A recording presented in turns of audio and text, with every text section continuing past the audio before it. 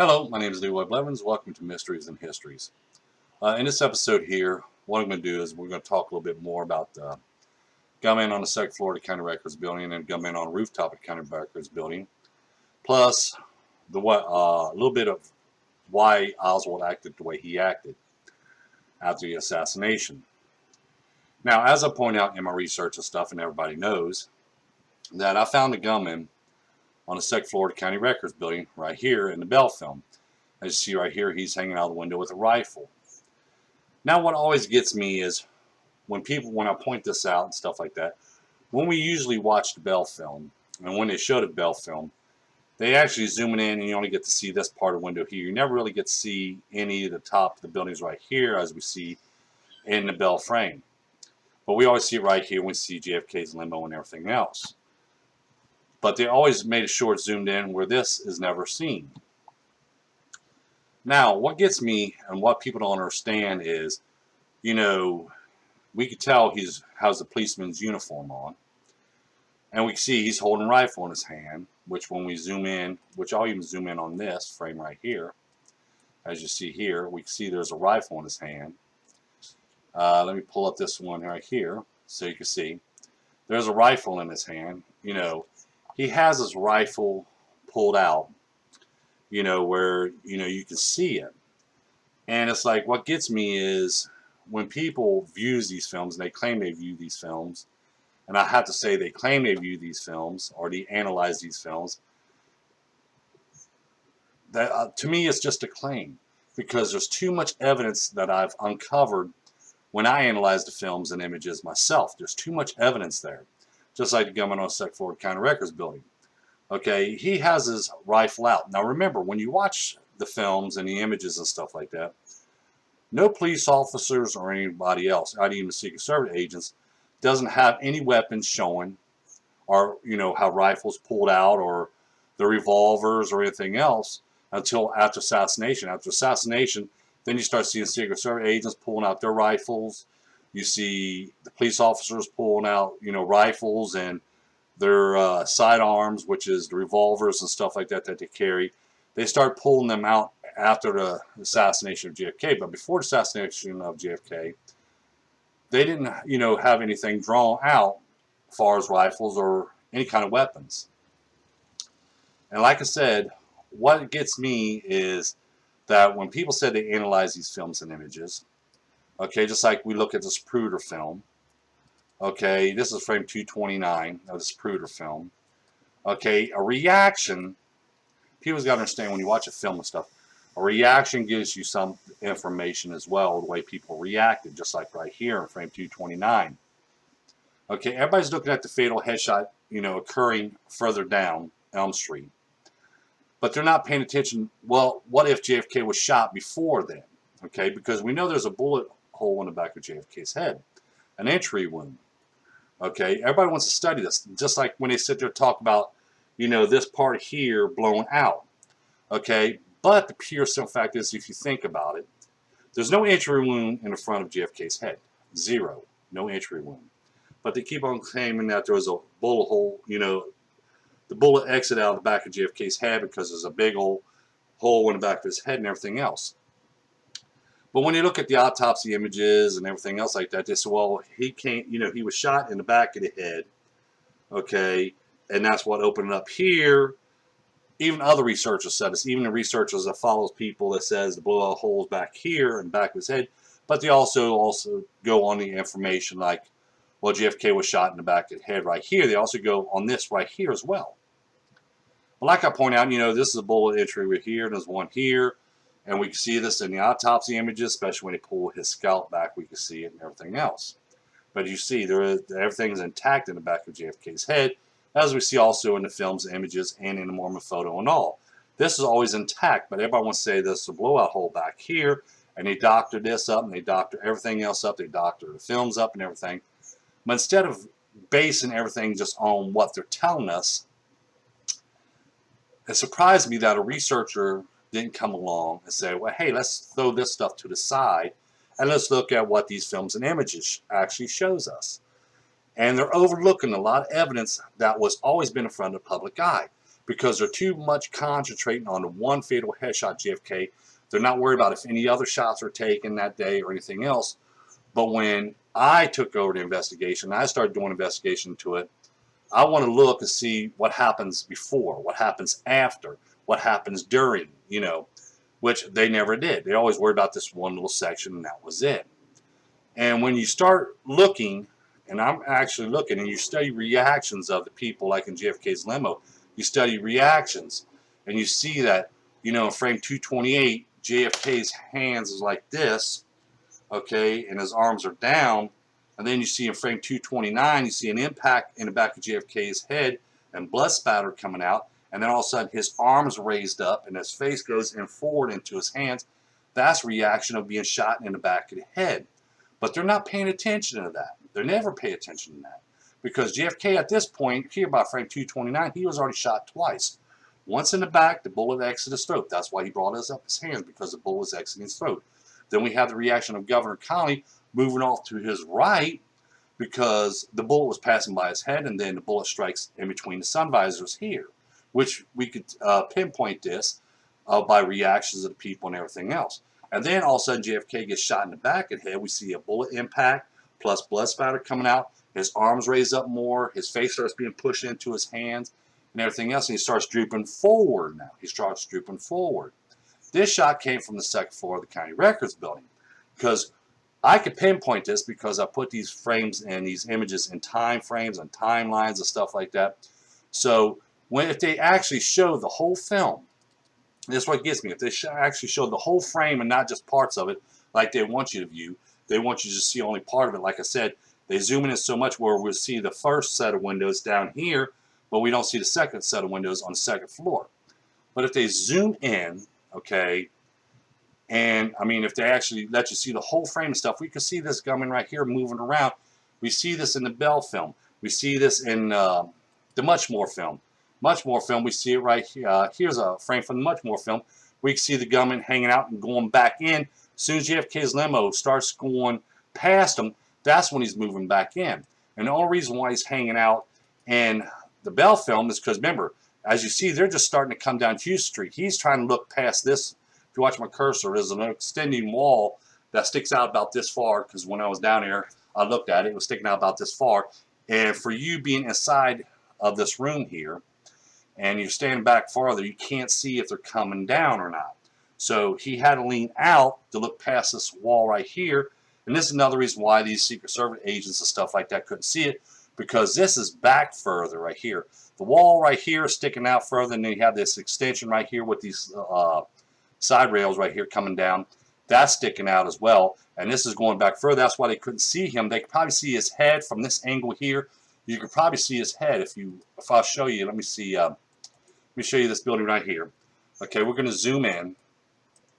Okay, see how far this is going back in. This is where he took the shot to the back of JFK's head out of this window here.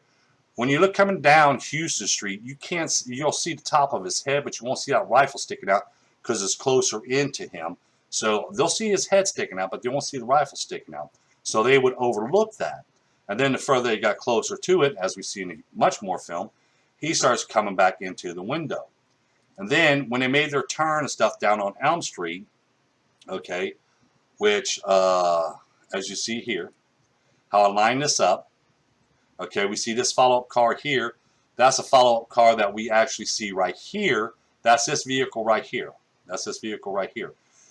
We had to move this back a little bit, put this one back on Houston Street when this shot was fired that we see in the Hughes film from the same location where the gunman was standing, which I'll show you right here. This is the gunman hanging out of the window we see in the Bell film. Here's a shot being fired. Here's that follow-up car. That, remember, the door was open and someone had their camera sticking out, that we see in All Jen's image number 6.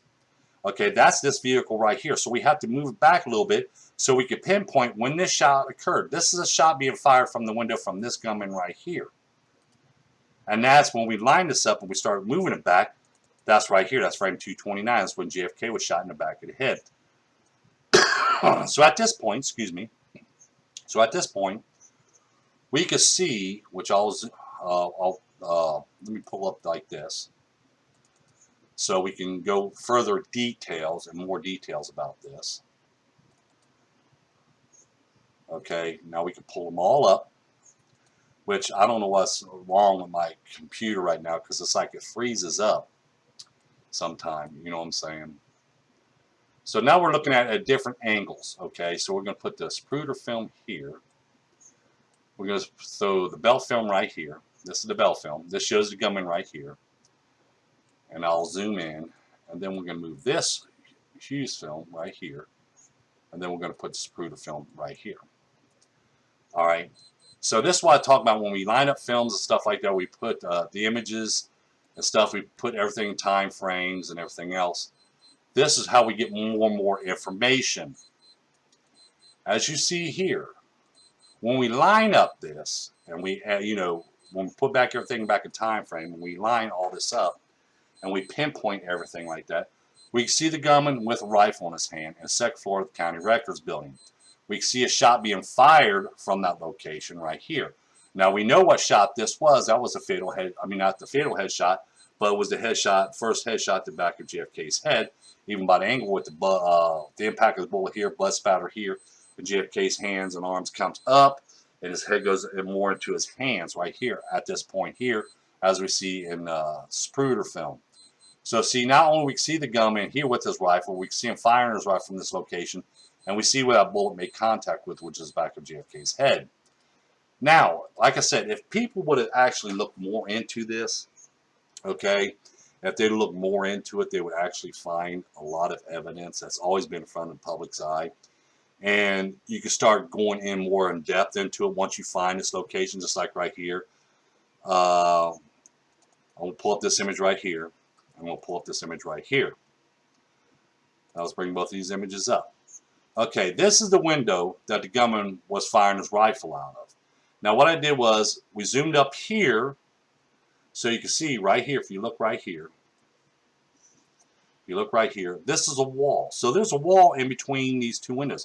So see, we have to go more in depth. We have to see what, if that was a hallway there at the time, or was there a room there at the time. This is why nobody spot him on the inside or anything else. Because actually these two windows, after doing my investigation, looking into it, these two windows here are in a single room. And then there's a wall which separates this section from this section here. And then there's another wall right here that separates it from the rest of the building. So these are like offices. At one point, these was offices right here, and these were offices right here.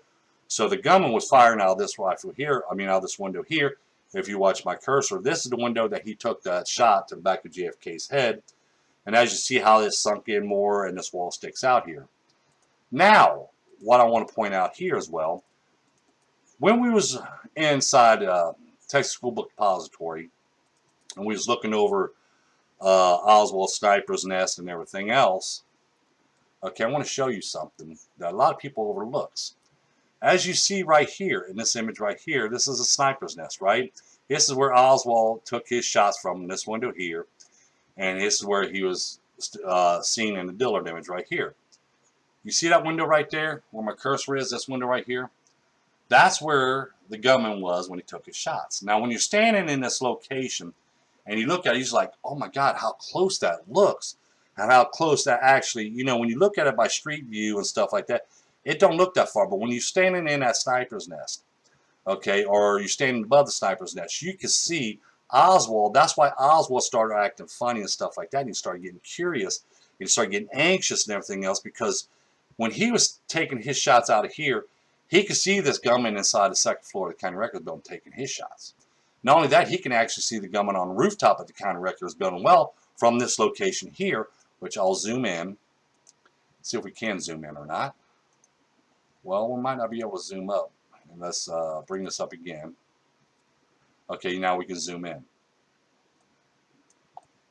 Okay, which let me zoom back just a little bit more. Okay, now remember, the sniper's nest is right here, if you watch my cursor. When you're standing in this location, you can actually see the second floor, which is right here. This is where one gunman was, right here. And then the other gunman was right here up on the rooftop of the county records building. Oswald could have seen them. So after Oswald took his first shot, This is why I said he could be a patsy at one point. Okay, but he was in on the assassination, and he did take 2 shots that day. But he was talking about he was a patsy. And this might be the reason why he said he was a patsy. Because to himself, he's planning on, I'm going to be the only assassin there. But whoever he was talking to, was said, you know, we're going to make sure the job gets done, which I'll make another video on that. But I want to show you this because look how when you stand in this location here, now we was even looking at from this window here, and we even looked out it from this window here, which is right above the sniper's nest.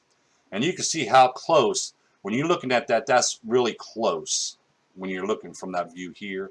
And you can see up here on the rooftop of the county records, but I mean, it's like right there in front of you.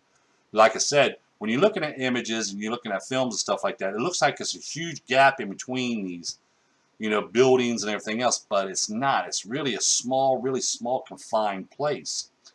And when you're standing in these locations, okay, you can actually see right here and right here, like it's right there. And then when you're firing from this position here, you can hear the shots being fired from these locations here. That's why Oswald started getting nervous stuff. But like I said, I'll make a video on that later. I just want to make this video here and point out some facts that, like the gunman on the second floor of the county records building, the gunman on the rooftop of the county records building, there's so much information that's hitting away into these films and images. Okay, there's a lot of evidence that's always been there in front of the public's eye, but people is too busy pushing all this evidence to the side because they're worried about one fatal headshot, which we're going to prove that in the documentary that I said we was going to, you know, that we're filming and stuff, and we're going to do ballistic testing and stuff, because I'll let everybody know now, here's a receipt for 2 of the rifles. I found 2 of them today. This is the receipt for it right here. I had to put them in layaway because the other 2 rifles that I'm going to go check out tomorrow, we drove all the way up to Ohio today. I looked around up there for specifically 4 rifles I've been looking for to do these ballistic testing with. Okay, I didn't see none up there, so we came back here, took a break because it's so hot and muggy out today. Then we went down to Lexington, and I found 2 of them. And the 2 I was talking to, they said, well, come back in a couple of days because I know the rifles that you're talking about, and they're going to look through their stock and stuff like that and get them other 2 rifles so I can have all 4 of them that I've been looking for. But for all 4 of them, it's going to run me about almost $2,500 for all 4 rifles. But I put 2 of them already. Right here's the receipt for 2 of them already. I put in layaway right now because I didn't have that kind of money to pay up front right now for both of them. And then after I get the money to get the rifles and stuff like that, that's why I was leaving that donation thing up for a little bit so I can get a little extra money there to help get these rifles and stuff, and then so I can get this whole documentary completely done and do all this testing and everything else, because like I said, there's a lot of things, you know, that I'm doing that's going to be in this documentary. Right now, there was somebody contact me. They're going to be sending me the files within about the next week and a half. They're going to be sending me some files to look over. So I want to make sure everything be put in this documentary. But like I said, you know, there's a lot of evidence that's always been in the public's eye. I mean, a lot of evidence. And it kind of makes me gets upset over sometimes is when we go to Dealey Plaza, or people go to Dealey Plaza, and they talk about the fatal headshot to JFK.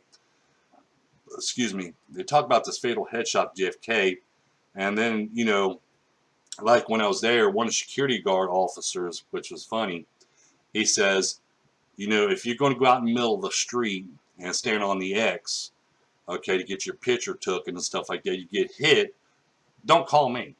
He was doing it as a joke, but he says, you know, it's your own fault, which is understandable, you know, because when I was there was all kinds of people running out there in the middle of the street and, you know, trying to get their picture taken before the light turns green, and then next day, you know, all these cars start zooming down and they're not stopping, you know, they're zooming down, and people get hurt running out to that X to get their picture taken right on the X, which to me it kind of creeps me out, because it's like you're standing on a spot where someone shot, you know, was shot, you know.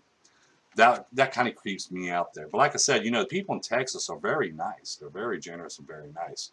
You know, and like I said, Texas, Dallas, Texas is a beautiful place. I love their building structures, beautiful buildings and everything else. But, you know, when I'm trying not to get off the subject here. Sorry, I apologize for that. But like I said, there's so much information. If they would have went ahead and if they actually said, you know, analyze the films or images as they portray it and as they claim, they could see, well, you know, hey, here's a gunman right here on the second floor. He has a rifle in his hand. And then they could start looking for more evidence, looking at more films, looking at more images, and find out there's a shot being fired from there and stuff like that. Then they're going to start lining up and they're going to say, well, okay, well, here's another shot. Okay, that's what they want to look for, especially people in conspiracy. They want to look for that extra shot. You know, they want to prove there's more than 3 shots, but there's been too much concentrating on that fatal headshot.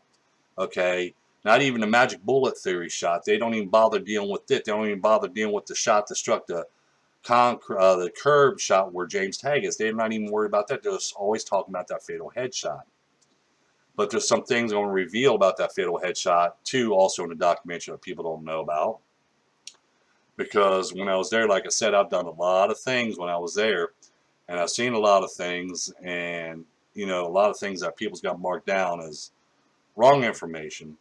But you know, it's going to be revealed in my documentary that I'm making right now. But like I said, there's so much evidence that's, you know, been in front of the public's eye for years. And instead of concentrating on that one fatal headshot, if they would have tried to look for other shots, okay, to prove their case. Don't worry about a gunman behind a picket fence because there's no evidence to show any type of gunman behind a picket fence. All we have to base on that is a story. Okay, there's no evidence of a gunman behind a picket fence. They should have threw all that away years ago. A lot of these researchers should have threw that away a lot, years ago, and looked more in depth into these films and into these images to see what kind of information that these images and films hold. Which, as you see in my videos, and if whoever read my book, Evidence of Conspiracy, you will see how much evidence that's gathered just from watching these films and these images. When you got gunmen with rifles in their hands, firing from them locations, and other shots being fired and stuff, it makes you think of how much of this information, how could this information been overlooked? How come this information never been brought out years ago? Okay, like I said, I wanted to make this video here, talk a little bit more about the gunman on Second Floor County Records building, talk a little bit about why Oswald acted the way he did, which I'm going to make another video on that as well. But, you know, and also, yes, I found 2 of the rifles, and they're looking through their stock because they might have the other 2 rifles. I got 2 of them already put in layaway. I put them in there today. I was looking all over the place. Like we said, we drove up to Ohio and then went back down to Lexington, you know, looking all over the place for these certain rifles I'm looking for from World War II, certain rifles that people don't, you know, for when I do my testings, because these are the type of rifles actually that was using in the assassination of JFK. Again, everybody was looking at the Carcan rifle, and that was it. Hey, the Carcan rifle. And they're doing all the ballistic tests and everything else on that Carcan rifle when it wasn't the Carcan rifle they used. But I know exactly what type of rifles they was using. That's why these ones here I've been looking for. And like I said, I found 2 of them already, and hopefully the other 2 are there too that they have. So I have all 4 of them, but I got to put them in layaway until I get the money to get them all out, so I can do this ballistic testing. And I'm still waiting for the gel to get here, the ballistic gel, so I can make the molds for the faces and stuff like that, for the heads. I mean, for the skulls, I received the skulls yesterday. But I just want to make this video here. Always in the description down below, you'll find a site where you can order my book, Evidence of Conspiracy, the only book you ever need in JFK assassination. And you also find a site where you can still make your donations. You can either mail it to me, which I'll receive some mail, regular mail. I have received some donations through the mail, which that's already been put down to the side. That's why I've been buying skulls with and ballistic gel with, and the down payment on these rifles and stuff like that. You know, I've been using that money there because like I said, all that money that I received for the documentary on that GoFundMe account goes into the documentary, making it, buying the things we need to buy and stuff like that. You know, recording things and stuff like that. Everything, you know, that's what's supplying, making this documentary. So, you know, if you ever want to make a donation, $30 or more, you'll get your names in the credits, and you will also receive a free copy of the DVD when it's done. And all the copies as well, I'm going to sign every one of them that I sent out to the people, so they'll have my signature on it. Now, somebody, like I said, somebody donated $500 to the GoFundMe account at one time. Now, that person gets a copy of the book, a copy of my book, Evidence of Conspiracy, signed, and he gets a copy of the DVD signed and stuff like that as well. Like I said, you know, the more money that people contribute, the more they're going to get out of it, because I want to make sure that everybody gets treated, you know, fairly and stuff like that. For $30 or more, you know, your names go into credits for, you know, supporting the documentary. Plus, you get a free copy of the documentary signed, and people donate $500 more will get a free copy of the book, Evidence of Conspiracy, signed, plus a copy of the DVD signed, you know. And then I know somebody asked me something, which I'm going to show you now. I'm going to reveal something to you. I'm going to reveal something to you that a lot of people don't know about. I'll reveal one of them. But somebody's already receiving a copy of these, which I've actually have caster prints of the 2 bullet holes from the manhole cover. We made cast prints of them. So someone made a big donation to me. That person's going to receive the DVD, and he's also going to receive a copy of my book, and he's going to get a copy of the bullet casting prints that we got. I'm going to make some more casting prints and stuff like that. So he gets a big part of history, because we're going to send him a picture of the manhole cover with the casting prints, plus the book, Evidence of Conspiracy, and a DVD. Like I said, people that helps out during this time, you know, of this documentary stuff, I believe in giving them respect. I believe in giving them a part of history. That's why they're getting more in return. So the bigger donation they get, the more they get in return. Okay, that's because I believe that's fair enough, because, you know, they get to own the book, the DVD, their names in the credits, plus they get to own a part of history, which, you know, a lot of people can't go to Dealey Plaza, but now they can have the bullets imprints from the manhole cover in their living room as well, so they can touch it, feel it, prod it, and everything else like that. So, like I said, always in the description down below, you'll find a site where you can order my book, Evidence of Conspiracy, the only book you ever need in JFK assassination. You also find a site which is going to be still up until July 10th, the GoFundMe account on the documentary Quest for Answers, JFK Quest for Answers. So if you want to make a contribution to that, $30 or more, you get a copy of the DVD. And as I point out, the more higher of a donation you get, the more stuff you get in return. So don't forget that like button, don't forget to subscribe, don't forget to tell your friends about us. Share this information, other information from other videos and stuff like this. Everybody knows this information. Share on their social medias, family, friends, relatives, on other sites. It doesn't matter, as long as this information gets out, because the truth will be told soon. When this documentary is done, the truth will be told. Thank you, and you have a pleasant, pleasant day.